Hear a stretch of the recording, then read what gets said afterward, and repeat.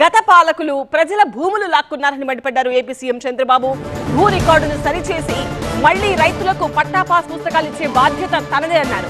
వచ్చే 5 ఏళ్లలో కరెంటు ఛార్జీలు పెంచబోమని మరోసారి హామీ ఇచ్చారు. నీ భూమి చౌకగా అడిగితే మీరు ఇవ్వనన్న నేపానికి ఆ భూమి వాళ్ళ గవర్నమెంట్లో పెట్టారు. ఇప్పుడే మిత్రుడు చెప్పినట్టు ఇంకో పక్క బెదిరించారు. బెదిరించి మీ ఆధీనంలో ఉండే భూమిని వాళ్ళ అనుమాయులకు రాయిచ్చేశారు. ఎవరైనా స్వార్థపరులు మేము ఇప్పిస్తామని బేరాలు చేస్తే మాత్రం మీరు జాగ్రత్తగా ఉండండి.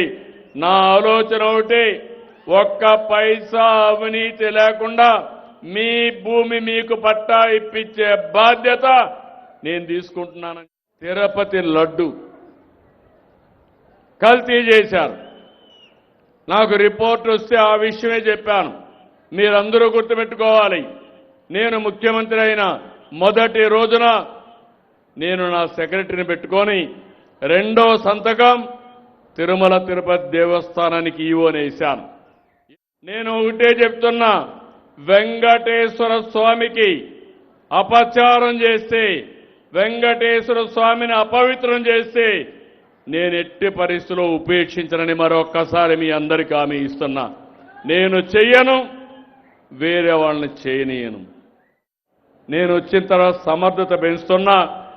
కరెంటు ఛార్జీలు పెంచనని చెప్పాను. 5 ఏళ్లు రాసుకోండి. కరెంటు ఛార్జీలు పెంచనని మరొక్కసారి మీ అందరికీ ఈ ఊర్లో హామీ ఇస్తున్నా. పెన్షన్ కోసం కుటుంబం విడిపోతా ఉంది. ఇండ్ల కోసం కుటుంబాలు విడిపోతున్నాయి. రేషన్ కోసం కుటుంబాలు విడదీసేస్తున్నారు. నేను అందుకే ఆలోచించి పెద్ద కుటుంబానికి ఎక్కువ ప్రభుత్వ సహాయం చేయాలని ఒక నిర్ణయానికి వచ్చాను. తొందరలోనే వస్తాం.